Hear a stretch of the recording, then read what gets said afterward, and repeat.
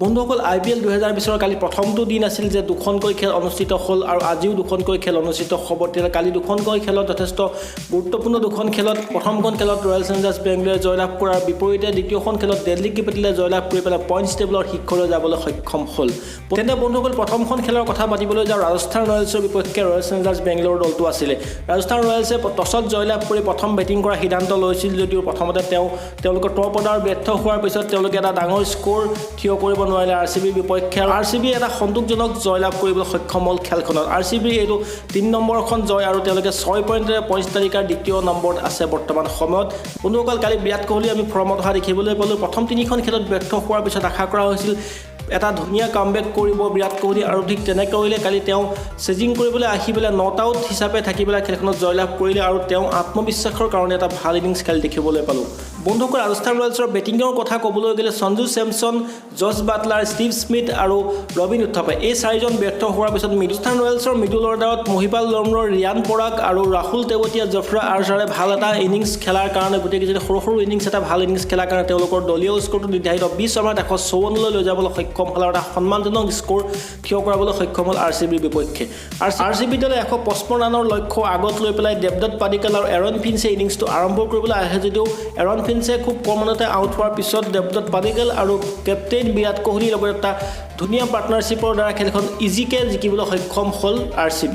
বিৰাট কোহলিয়ে 72 ৰানত not out থকাৰ বিপৰীতে দেৱদত্ত পাডিক্কালে অৰ্ধশতক কৰাৰ পিছত তেওঁ আউট হয় আৰু এবিডি ভিলিয়াৰ্ছো 12 ৰানত নট আউট হৈ থাকে ইনিংছৰ শেষলৈকে। তেতিয়াহ'লে RCB 8 উইকেটৰ ব্যৱধানত পৰাস্ত কৰিবলৈ সক্ষম হয় ৰাজস্থান ৰয়েলছক। এতিয়া আহোঁ বন্ধুসকল কালি অনুষ্ঠিত হোৱা দ্বিতীয়খন খেললৈ। দ্বিতীয়খন খেলত কালি দিল্লীৰ সন্মুখত আছিল KKR আৰু ষ্টেডিয়ামখন আছিল শ্বাৰজাহত আমি বিগত দুখন খেলত দেখিবলৈ পালোঁ 200ৰো অধিক ৰান কৰিবলৈ সক্ষম হয় দুটা পক্ষই, কিন্তু কালিও ঠিক তেনেকুৱা কৰিলে দিল্লী কেপিটেলে। টছত পৰাজয় হয় যদিও KKR তেওঁলোকক বেটিং কৰিবলৈ নিমন্ত্ৰণ জনায় আৰু সেই সিদ্ধান্ত যে KKRৰ ভুল হিচাপে পৰিগণিত হ'ল, কিয়নো দিল্লী কেপিটেলে প্ৰথম বেটিং কৰিবলৈ আহি 228 ৰানৰ দৰে এটা পাহাৰ সদৃশ বিশাল স্ক'ৰ কৰিবলৈ সক্ষম হয় আৰু পিছত KKRে চেজিং কৰিবলৈ গৈ পেলাই 18 ৰানৰ ব্যৱধানত খেলখনত পৰাজয় বৰণ কৰিবলগীয়া হয়। দিল্লী কেপিটেলৰ অপেনিঙত পৃথিৱী চাও আৰু শিখৰ ধৱনে এটা বিস্ফোৰক আৰম্ভণি দিয়ে যদিও অৰ্ধশতকৰ পৰা বঞ্চিত হয় শিখৰ ধৱন, কিন্তু অধিনায়ক শ্ৰেয়স আয়াৰে এটা যথেষ্ট ভাল ইনিংছ খেলে আৰু খুব কম বলতে তেওঁ 88 ৰান কৰিবলৈ সক্ষম হয়। এটা বিস্ফোৰক ইনিংছৰ সহায়ত দলৰ স্ক'ৰ লৈ যাবলৈ সক্ষম হয় 228 ৰানলৈ। 17টা বলত 38 ৰান কৰিবলৈ সক্ষম হয় ঋষভ পন্তৰো কালি বেটিং বিস্ফোৰণ আমি দেখিবলৈ পালোঁ। তাৰপিছত KKR সৰু ষ্টেডিয়ামখনত 229 ৰানৰ লক্ষ্য লৈ পেলাই চেজিং কৰিবলৈ আহে আৰু খুব কম ৰানৰ ভিতৰতে সুনীল নাৰায়ণক তেওঁলোকে হেৰুৱাই পেলায় আৰু তাৰপিছত শুভমন গিলে এটা সৰু ইনিংছ খেলে, ভাল ইনিংছ খেলে যদিও তেওঁ সেই ইনিংছটো আগলৈ লৈ যোৱা হ'লে খেলখনত KKR দলে বিজয় লক্ষ্যত উপনীত হ'ব পাৰিলে। 3 নম্বৰত বেটিং কৰিবলৈ অহা নীতিশ ৰাণাই এটা অৰ্ধশতকীয় ইনিংছ খেলে, বিস্ফোৰক এটা অৰ্ধশতকীয় ইনিংছ খেলিবলৈ সক্ষম হয়, কিন্তু সেই ইনিংছটো তেওঁ যদি আৰু অলপ আগবঢ়াই লৈ গ'লহেঁতেন তেতিয়া KKR দলে বিজয় লক্ষ্যত উপনীত হ'বলৈ যথেষ্ট সহজ হ'লহেঁতেন। পিছলৈ ইয়ন মুৰ্গানে এটা 18টা বলত 44 ৰানৰ এটা বিস্ফোৰক ইনিংছ খেলে আৰু তাৰপিছত 16টা বলত আমি 36 ৰানৰ এটা ইনিংছ দেখিবলৈ পালোঁ ৰাহুল ত্ৰিপাঠীৰ পৰা। ৰাহুল ত্ৰিপাঠীয়ে কালি প্ৰথমটো সুযোগ পাইছিলে KKR দলৰ হৈ পেলাই আৰু সেই সুযোগটো ভালেই তেওঁ ব্যৱহাৰ কৰিলে, কিন্তু খেলখনত KKRক জয়ী কৰাবলৈ সক্ষম নহ'লে। তেতিয়াহ'লে বন্ধুসকল এইখিনি আছিলে কালিৰ হৈ যোৱা মেচ দুখনৰ কথা। এতিয়া আহোঁ আজি হ'ব লগা দুখন মেটছৰ কথালৈ। বন্ধুসকল আজি প্ৰথমখন খেল হায়দৰাবাদ আৰু মুম্বাইৰ বিৰুদ্ধে শ্বাৰজাহ ক্ৰিকেট ষ্টেডিয়ামত খেলোৱা হ'ব আৰু প্ৰথমখন খেলে হাই স্ক'ৰিং খেল হ'ব বুলি অনুমান কৰা হৈছে, কিয়নো বিগত 3খন খেল শ্বাৰজাহত অনুষ্ঠিত হৈছিল, সেইকেইখন 200ৰো অধিক ৰান কৰিবলৈ হৈছিল গোটেইকেইটা টীমে। তেতিয়াহ'লে আজিৰ খেলখনো যথেষ্ট গুৰুত্বপূৰ্ণ হৈ পৰিব, কিয়নো মুম্বাই ইণ্ডিয়ানছত যথেষ্টখিনি বিগ হিটাৰ আছে, কিন্তু তাৰ তুলনাত ছানৰাইজাৰ্ছ হায়দৰাবাদত তেনেকুৱা ধৰণৰ বিগ হিটাৰ আমি দেখিবলৈ পোৱা নাযায়। মুম্বাই ইণ্ডিয়ানছৰ কথা ক'বলৈ গ'লে কিৰণ পোলাৰ্ড, হাৰ্দিক পাণ্ডিয়া, ৰোহিত শৰ্মাৰ দৰে বিগ হিটাৰ আছে, কিন্তু ছানৰাইজাৰ্ছ হায়দৰাবাদৰ কথা চাবলৈ গ'লে ডেভিড ৱাৰ্ণাৰ আৰু জনি বেৰিষ্টৰ বাদে মিডল অৰ্ডাৰত তেওঁলোকৰ তেনেকুৱা ধৰণৰ বিগ হিটাৰৰ অভাৱ তেওঁলোকৰ আজি খেলখনত দেখিবলৈ পোৱা যাব। মুম্বাই ইণ্ডিয়ানছ আৰু ছানৰাইজাৰ্ছ হায়দৰাবাদৰ কথা চাবলৈ গ'লে তেওঁলোকে দুয়োটা দলে 4খনকৈ মেচ খেলিছিল আৰু দুখনত জয়লাভ কৰাৰ বিপৰীতে দুয়োটা দলে পৰাজয় বৰণ হৈছিল এই বৰ্ষৰ IPLত আৰু দুয়োটা দলৰ কাৰণে এখন গুৰুত্বপূৰ্ণ মেচ হৈ পৰিছে আজিৰ খেলখন।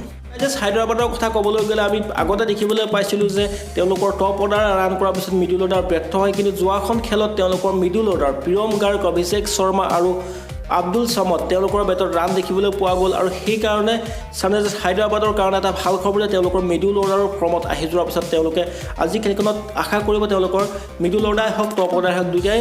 ভাল বেটিঙৰ দ্বাৰা মুম্বাই ইণ্ডিয়ানছক পৰাভূত কৰিব পাৰিব। আৰু যদি হায়দৰাবাদৰ বলিঙৰ কথা ক'বলৈ যাওঁ ভুৱনেশ্বৰ কুমাৰ আৰু ৰাছিদ খানৰ ওপৰত যথেষ্টখিনি দৃষ্টি নিৰ্ভৰ কৰিব আজি, কিয়নো তেওঁলোক দুইজনেই মুম্বাই ইণ্ডিয়ানছক কিৰণ পলাৰ্ড আৰু হাৰ্দিক পাণ্ডিয়াক বান্ধি ৰাখিব পাৰিব সৰু গ্ৰাউণ্ডখনত বিগ হিট মৰাৰ পৰা সেইটো কাৰণে ছানৰাইজাৰ্ছ হায়দৰাবাদৰ বলিঙত ভুৱনেশ্বৰ কুমাৰ ৰাছিদ খানৰ যি 8 অভাৰৰ স্পেলটো এই স্পেলটো যথেষ্ট গুৰুত্বপূৰ্ণ হৈ পৰে তেওঁলোকৰ খেলখনত বিজয়ী হ'ব নে পৰাস্ত হ'ব মুম্বাই ইণ্ডিয়ানছৰ বেটিঙৰ কথা ক'বলৈ গ'লে তেওঁলোকৰ সকলোখিনি বেটছমেনে ফৰ্মত দেখিবলৈ পোৱা গৈছে সেয়া লাগিলে ৰোহিত শৰ্মা হওক ঈশান কিষাণ কিৰণ পোলাৰ্ড হাৰ্দিক পাণ্ডিয়া আৰু সূৰ্য কুমাৰ যাদৱ এই গোটেইকেইজন ফৰ্মত থকাৰ কাৰণে মুম্বাই ইণ্ডিয়ানছৰ বেটিংটো যথেষ্ট শক্তিশালী আৰু মুম্বাই ইণ্ডিয়ানছৰ বলিঙৰ কথা ক'বলৈ গ'লে James Pattinson Trent Boult Jasprit Bumrah আৰু ৰাহুল চাহৰ এই 4জন বলাৰ ফৰ্মত থকাৰ কাৰণে মুম্বাই ইণ্ডিয়ানছৰ বলিংটো শক্তিশালী হৈ গৈছে বৰ্তমান সময়ত এতিয়ালে আজি খেলখনত দেখিবলৈ পাম আমি কোনটো দলে ভাল বলিঙৰ দ্বাৰা বিপৰীত পক্ষক কম মানত বান্ধি ৰাখিবলৈ সক্ষম হ'ব আৰু সেই দলটোৱে বিজয় লক্ষ্যত উপনীত হ'ব তেতিয়ালে বন্ধুসকল এইখিনি আছিল প্ৰথমখন খেলৰ বিশ্লেষণ তেলে আকৌ দ্বিতীয়খন খেল অনুষ্ঠিত হ'ব চেন্নাই ছুপাৰ কিংছ আৰু কিংছ 11 পাঞ্জাব দুইটা দলৰ কাৰণে যথেষ্ট গুৰুত্বপূৰ্ণ মেচ কিয়নো দুইটা দলে মাত্ৰ এখনত বিজয় লাভ কৰাৰ বিপৰীতে তিনিখনকৈ হাৰি আছে 4খন খেলৰ ভিতৰত তেওঁলোকে দুইটা দলে তিনিখন মেচত পৰাজয়ৰ পিছত আজি খেলখনত জয় লাভ কৰিবলৈ আৰু 2 পইণ্ট লাভ কৰিবলৈ তেতিয়ালে চেন্নাই ছুপাৰ কিংছৰ কথা চাবলৈ গ'লে চেন্নাই ছুপাৰ কিংছৰ বেটিঙে হওক বলিঙে হওক দুইটা পক্ষতে দুৰ্বল দেখিবলৈ পোৱা গৈছে এই বৰ্ষৰ IPLত আনফালে কিংছ 11 পাঞ্জাবৰ কথা চাবলৈ গ'লে কিংছ 11 পাঞ্জাবৰ দলটোৰ বেটিংটো শক্তিশালী হৈ আছে মায়াংক আগৰৱাল KL ৰাহুল দুইজন তৰপৰ্দাৰে ভাল ৰান কৰি আছে আৰু তেওঁলোকে আজি যদি ৰান কৰিব পাৰে তেতিয়া আজি খেলখনত চেন্নাই ছুপাৰ কিংছক পৰাস্ত কৰিব পাৰিব কিয়নো KL ৰাহুল আৰু মায়াংক আগৰৱালে যদি এজনো 15 অভাৰ মানলৈকে বেটিং কৰিবলৈ হয় এটা ডাঙৰ স্ক'ৰ থিয় কৰাবলৈ বহুতখিনি কষ্ট কৰিবলগীয়া নহয় বাকীখিনি বেটছমেন যদি কিংছ 11ৰ মিডল অৰ্ডাৰৰ কথা ক'বলৈ যাওঁ নিকোলাছ পুৰন গ্লেন মেক্সৱেল আৰু কৰোণ নায়াৰ এই তিনিজনৰ ওপৰতো যথেষ্টখিনি নিৰ্ভৰ কৰিব কিন্তু মেক্সৱেলৰ ফৰ্মৰ কাৰণে আজি খেলখনত তেওঁ প্লেইং ইলেভেনত স্থান পায় নে নাপায় সেয়া যথেষ্ট লক্ষণীয় হ'ব আৰু আনফালে কিংছ 11ৰ বলিঙৰ কথা ক'বলৈ গ'লে ভাৰতীয় স্পিডাৰ মহম্মদ ছামি যথেষ্ট ভাল ফৰ্মত আছে আৰু ৰবি বিষ্ণয় আৰু মুৰ্গান আছিন এই তিনিজন বলাৰৰ ওপৰত যথেষ্টখিনি নিৰ্ভৰ কৰিব আজি কিংছ 11 পাঞ্জাব দলটোৱে আনফালে যদি চেন্নাই ছুপাৰ কিংছৰ বেটিঙৰ কথা ক'বলৈ যাওঁ ছেন ৱাটছন আৰু কেদাৰ যাদৱ এই দুজনক লৈ পেলাই চিন্তাৰ বিষয় হৈ গৈছে মহেন্দ্ৰ সিং ধোনীৰ কিয়নো দুজনৰ বেটত ভালকৈ বল লগাব পৰা নাই আৰু বলিঙৰ কথা ক'বলৈ গ'লে ৰবীন্দ্ৰ জাদেজাৰ ফৰ্মটো দেখিবলৈ পোৱা নাই সেইটো কাৰণে যথেষ্টখিনি দুৰ্বল হৈ পৰিছে বৰ্তমান সময়ত চেন্নাই ছুপাৰ কিংছ দলটো আশা কৰিব আগলৈ যেতিয়া খেলবোৰ আগবাঢ়ি যাব চেন্নাই ছুপাৰ কিংছ দলটোৰ সকলোখিনি খেলুৱৈ ফৰ্মত আহক আৰু ভাল খেল প্ৰদৰ্শন কৰিবলৈ সক্ষম হওক তেতিয়াহ'লে বন্ধুসকল এইখিনি আছিলে দুইটা দলৰে বিশ্লেষণ কেনেকুৱা পালে মোক কমেণ্ট বক্সত কমেণ্ট কৰি জনাব নতুন এটা ভিডিঅ'ত সোনকালে লগ পোৱাৰ প্ৰতিশ্ৰুতি বৰ্তমান ভিডিঅ'ত সামৰিছোঁ ধন্যবাদ